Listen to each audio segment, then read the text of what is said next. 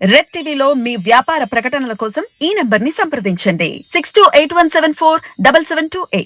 చెప్పండి అమ్మా, మీ సమస్య ఏంటి చెప్పండి. మా సమస్య ఏం లేదు సార్. మేము అప్పుడు ఫస్ట్లో ఏపీలో ఉండేవాళ్ళము. ఉమ్మడిగా ఉన్నప్పుడు ఏపీలో ఉండేవాళ్ళము.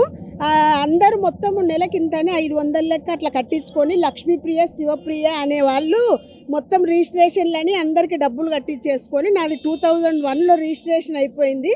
కానీ ఇప్పటి వరకు మాకు 10 ఏళ్ళ నుంచి అసలు ఎవరితో మాట్లాడాలో తెలియదు. మేము ధరణిలో కూడా రిజిస్ట్రేషన్ చేసుకోలేదు. ప్రజాభవన్ ఎంట్రీ లేదు. కేసీఆర్తో ఎవరితో మాట్లాడతాం, ఎమ్మెల్యే మాకు తెలియదు.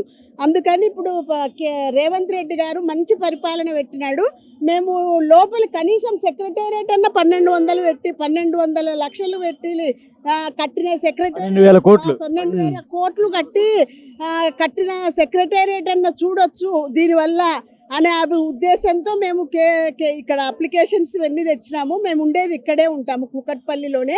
ఎంతమందిని మోసం చేసినారు సార్. ఎవరికి రిజిస్ట్రేషన్లు చేసినారు కానీ అక్కడ స్థలం అంతా మొత్తం కబ్జా అయిపోయింది. దయచేసి రేవంత్ కబ్జా చేసిన పేర్లు మీకు తెలిసేమన్నా? ఏపీ వాళ్ళు పేర్లు కూడా ఉన్నాయి సార్. ఈయన చంద్రమౌళీశ్వర్ రెడ్డి, శివారెడ్డి అని వాళ్ళ పేర్లు కూడా ఉన్నాయి. మొత్తం కబ్జా చేసేసినారు. అక్కడ ప్లేస్ లేదంట. ఎంతమంది ఉన్నారు ఇప్పుడు అప్లికేషన్లు ఇప్పటికీ ఆల్రెడీ ఇచ్చేసింటారు కొంతమంది. రిజిస్ట్రేషన్ చూపిండి. రిజిస్ట్రేషన్ అన్ని చేసేసినారు. రిజిస్ట్రేషన్ పేపర్లు అన్ని ఉన్నాయి. ఇదిగోండి సార్, రిజిస్ట్రేషన్లు 2001లో అయిపోయినాయి. ఇద్దండి ఇప్పటి వరకు అసలు మాకు ఏది తెలియదు. ధరణిలో చేసుకోండి అంటాడు. ధరణి ఎక్కడ చేయాలనో మాకు తెలియదు. ఇద్దండి చూడండి, ఇవన్నీ మొత్తం మేము కట్టిన పైసలు కట్టినది ఫ్లాట్ నంబర్లు, సర్వే నంబర్లు ఇద్దండి అన్ని ఇచ్చినారు. ఇప్పటి వరకు మాకేం తెలియదు అసలు. ఆ కబ్జా మేము అక్కడి నుంచి వస్తారు జనాలు, ఎవరు వచ్చి ఇక్కడ చూస్తారు సార్, ఉందిలే అనుకుంటాము. ఎవరో కబ్జా చేసేసినారు. ఆడ పోయి చూస్తే మొత్తం కంచెలు అవన్నీ ఉన్నాయంట. దయచేసి రేవంత్ రెడ్డి గారికి అదే చెప్పిన, మీ పరిపాలనలో ఖచ్చితంగా మాకు ఈ సమస్యలు తీరుతాయని మీరు ఎంతోమందికి పెన్షన్లు అన్ని ఇచ్చి చేస్తున్నారు. మాకు ఖచ్చితంగా ఇది అవుతుందని దయచేసి కొంచెం చూడండి సార్ అని చెప్పేసి చెప్తుండే. ఈ విష్ణుప్రియ, లక్ష్మీప్రియ అప్లికేషన్స్ వచ్చినటువన్నీ మీరు కంపల్సరీ చర్యలు తీసుకోవాలని మేము కోరుకుంటున్నాం సార్. ఇదిగోండి అన్ని జిరాక్స్లు మేము కట్టినటువన్నీ ఉన్నాయి. ఒరిజినల్స్ ఇచ్చేసిన అప్లికేషన్స్ ప్రజాభవన్లో.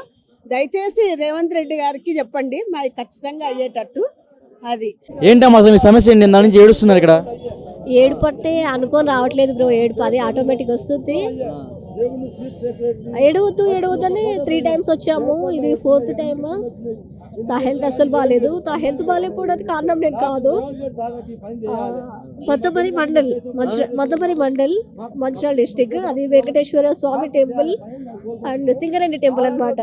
2018లో అక్కతో పాటు నేను దర్శనం చేసుకోవడానికి, నేను పుట్టినప్పటి నుంచి అంతకుముందు ఫ్యామిలీ అంతా అదే టెంపుల్ ఫేమస్ వెళ్తుంటాం. దర్శనానికి వెళ్ళిన నా పైన ఆ రోజు సత్యదేవ్ అని ఉన్నాడు, అనంతచారి బంధువు అనమాట. నేనేమి అనుకుండానే షటగొప్పతో బలంగా కొట్టడం జరిగింది, చాలా బలంగా, అప్పటికప్పుడు చాలా బలంగా తల మీద. అప్పటి నుంచి 5 years నుంచి నేను బ్రెయిన్ ప్రాబ్లంతో, ఫస్ట్లో ఫంక్షనల్ డిసార్డర్డ్, ఇప్పుడు న్యూరాలజికల్ డిసార్డర్డ్, అంటే నరాలు పనిచేయకపోవడం అనమాట.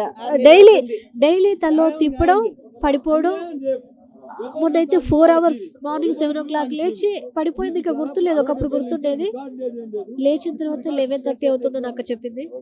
అది నేను బయటికి వెళ్తే, ఒకవేళ వెళ్ళినా బయటికి వెళ్తే ఆ సిచ్యువేషన్ లో సమస్య ఏంటి అసలు అర్థం కావట్లేదు. సమస్య చెప్పండి, గట్టిగా చెప్పండి, కరెక్ట్గా చెప్పండి. గట్టిగా చెప్పడానికి అంత ఓపిక రావట్లేదు. ఉంటే నేనే గట్టిగా అరిచేదాన్ని. అటెంప్ట్ టు మర్డర్ 2018లో టెంపుల్లో జరిగింది, ఒక మీదే జరిగింది. సో 21 వరకు పోలీసులు మేము ఎన్నిసార్లు తిరిగినా కమిషనర్ గారు చెప్పిన కోర్టు కేసు తీసుకెళ్ళనివ్వలేదు. చాలా మంచి వాళ్ళు మా మందమరి పోలీసులు అప్పుడు ఉన్నవాళ్ళు, వాళ్ళని చాలా కాపాడారు పాపం. 21లో ప్రొటెక్షన్ కేసు వేసాము, 24 వచ్చింది. ఇప్పటివరకు ఏ ప్రొటెక్షన్ లేదు. నేను ఆస్ట్రాలజర్ను. అప్పుడు సంపాదించి కొంచెం బాగుంటే నా ట్రీట్మెంట్ చేయించుకున్నా, కానీ ఇప్పుడు చూస్తున్నాను కదా, జనరలీ తాగినవాడు మాది కోల్బెల్ట్ ఏరియా, తూలటం చూసాం. కానీ ఈ బ్రెయిన్ ప్రాబ్లం వల్ల నేను functional disorder and neurological disorder వల్ల నించోపోతే ఇక్కడ దాకా వచ్చావని కామెంట్ పెట్టవచ్చు, రావాలి. సో తప్పదు, అందరికి తెలియాలి. కాబట్టి నాకు న్యాయం కావాలి. నేను ఎంత హెల్తీగా ఉండేదో నా హెల్త్ నాకు కావాలి. నేరస్తుల శిక్షలు పడాలి. మమ్మల్ని అబద్ధం అనుకుంటే మేము అదే టెంపుల్లో ఉన్నటువంటి గంటలకు మేమిద్దరం ఉరేసుకోవడానికి రెడీ. వాళ్ళు అబద్ధమని తేల్చి చెప్పమని చెప్పండి. అతని పేరేం పేరు, మిమ్మల్ని కొట్టిన అతని పేరేం పేరు? సత్యదేవ్ అందులో అర్చకుడు, అనంతచారి టెంపుల్ యజమాని అండ్ వాళ్ళ కొడుకులు. యజమాని అంటే సింగరేణి తరపున అనమాట. చాలా సపోర్ట్ చేశారు అలా. ఇప్పుడు మమ్మల్ని కూడా రిటైల్ లో జైల్లో పెడతామన్నారు. మరి వాళ్ళ పైన కేసు పెట్టడానికి నడుస్తుంది. నా మీద ఎటువంటి కేసు పెట్టలేదు. ఓకే, మేము రెడీ. కోర్టు ఉరిశిక్ష వేసిన రెడీ. రోడ్డు మీరేం తప్పు చేయకుండా మిమ్మల్ని ఎందుకు కొట్టాడు? అది తెలియాలి. ఐ వాంట్ రీజన్ అన్న. నాకు రీజన్ కావాలి ఫస్ట్, తర్వాత వాళ్ళకి శిక్ష వేయించాలి. అబద్ధం అని తేలితే మేము రెడీ. వేయించుకోవడానికి సపోర్ట్ చేసిన వాళ్ళు అందరూ రెడీ. సాక్షిని మరి ఎన్ని రోజులు బ్రతుకుతా, నాకు ఆరోగ్యం చెడిపోతుంది చూసి పక్కన ఉన్న వాళ్ళకి ఎందుకు కొట్టారు? ఏంది ఇలా దండం పెడతామా డబ్బులు వేయడానికి కొట్టుడు కొడితే ఇరుక్కుపోయింది. ఇలా బట్టి లాగాడు. అన్న, పార్లమెంట్ ఎలక్షన్స్ వస్తున్నాయి. మేము ఎన్నిసార్లు తిరగడం అంటే వీళ్ళని మేము ఏమి ఇబ్బంది పెట్టడం రాలేదు. బయట జనాలు చెప్పడానికి తెలియడానికి పోలీస్ స్టేషన్ కంప్లైంట్ అయితే ఏమీ లేదు. మరి అయ్యో రాబా 3 years అక్కడే తిరిగామన్నా. వాళ్ళకి ఫుల్ గా తమాషా. పైసలు వస్తే చాలు కదా జీతంతో పాటు. ఇంకా వాళ్ళు హాస్పిటల్ తీసుకెళ్ళినప్పుడు రీఛార్జ్ అయితే స్లిప్ ఇవ్వాలి కదా ఫస్ట్ టైం. ఎమ్మెల్సీ అంటారు కదా, అది మా దగ్గర లేదు, వాళ్ళ దగ్గర ఎక్కడో ఉంది. ఇప్పుడు నా చిట్టీలు చాలా వాళ్ళ దగ్గరే ఉంటాయి. ఇదేంటని అడగడానికి వచ్చా. ఊరుకునే ప్రసక్తి లేదు. పార్లమెంట్ ఎలక్షన్స్ వస్తున్నాయి, అందరూ దృష్టిలో పెట్టుకోండి. రెడ్డప్ప రెడ్డి సార్కి నేను స్పెషల్ రిక్వెస్ట్ చేస్తున్నా. సార్, నేను స్నేహ ఒకప్పుడు పిలోకు ముందే మీరు మా మమ్మీకి బాగాలేకపోతే అమ్మకు చేయుతా అని చెప్పేసి జిల్లా సంస్థను పంపించారు. అక్కడ నుంచి వచ్చిన లెటర్స్ పైన ఉన్నాయి. మీరు తప్పకుండా రెస్పాండ్ అవ్వాలి.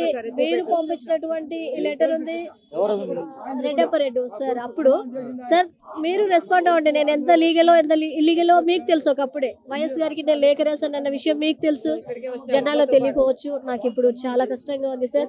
నేను రెడ్డప్ప రెడ్డి సార్ ఎందుకు పిలుస్తున్నానంటే నా కోసం తెలుసు, టీవీలో చూసి. రౌడీగా మారని నేను చెప్పలేను. నా పైన అటాక్ ఎందుకు చేశారో రీజన్ తెలియాలి. నేరస్తులకు సపోర్టర్స్ కి శిక్షలు పడాలి. నా గోల్డెన్ లైఫ్ నాకు ఇచ్చేయండి, నా హెల్తీ లైఫ్ నాకు ఇచ్చేయండి. నేను తట్టుకోలేకపోతున్నాను. ఇంకా రోడ్డు మీద మందమరిలో అంతకుముందు టీవీ మేడం లైవ్ లో పెడితే లాస్ట్ ఇయర్ మన టిఆర్ఎస్ ఎవరు కేటీఆర్ అన్నకి పంపించారు. అందులో రెస్పాండ్ ఇవ్వమని మా ఎమ్మెల్యే బాలకసుమన్ కి రెస్పాండ్ లేదు. పోతే మేడం కూడా ఎందుకు ఇలాంటి కేసులు ఇబ్బంది పడతారని. ఎందుకు ఇబ్బంది పడతారని ఛానల్ వాళ్ళు హెల్ప్ చేస్తారు కదా జనాలకి. ఏ రెస్పాండ్ లేదు. నేను ఏ పార్టీ తరపున వ్యక్తిని కాదు. నాకు అన్యాయం జరిగింది, సొసైటీలో ఎవరు జరగద్దు. న్యాయ సేవా సంస్థలో క్విక్ జస్టిస్ అనేది వచ్చేదాకా నేను ఛానల్స్ వాళ్ళతో మాట్లాడుతూ ఉంటాను. ఆరోగ్యశ్రీ అనేది నేను వైఎస్ గారికి లేకప్పుడు రాశాను. ఆయనకు తెలుసు, నాకు తెలుసు, మన రెడ్డప్ప రెడ్డి సార్కి కూడా తెలుసు. జనాలు ఆరోగ్యంగా ఉంటున్నారు, కృష్ణప్ప సార్కి కూడా తెలుసు. దానికి నేను రీజన్ అంటే ఎవరు ఒప్పుకోపోయినా అనవసరం. మొన్న వీళ్ళ కోసం కూడా మాట్లాడాను, మీరు ఎండలో ఉన్నారని. ఇక్కడ మీకోసం నీడ కూడా వేశారు. ఇప్పుడు ఒకటి చెప్తున్నా ప్రజలకి, న్యాయ సేవా సంస్థ సాధారణ వ్యక్తులకి ఇబ్బంది కలిగితే, అన్యాయం జరిగితే ఇన్ని సంవత్సరాలు పట్టకుండా క్విక్ జస్టిస్ కోసం నేను ముందడుగు వేస్తాను. ఇది మాత్రం తప్పకుండా జరుగుద్ది. సార్ రెడ్డప్ప రెడ్డి సార్, నాకు న్యాయం కావాలి, నేను హెల్తీగా తయారవ్వాలి. నేను మాత్రం ఎవరు ఇచ్చినా మా ఇద్దరిట్లో ఎవరు జాబ్ చేసేటువంటి సిచ్యువేషన్ లో లేవు. మాకు ఉండడానికి కూడా మీ ఊరి పేరు అన్నారు రెడ్డి దాకా చెప్పు ఒకసారి. ఒక ఆలయ పూజారి వీళ్ళ మీద అయితే ఒక రౌడీ లాగా మారి అటాక్ అయితే చేశారంట. ఇది ఆ సమస్య ఆ ప్రజాభవన్కి వచ్చి వీళ్ళ సమస్యను వీళ్ళ గూడును వెళ్ళబుచ్చుకోవడానికి వచ్చారు. వీళ్ళకి న్యాయం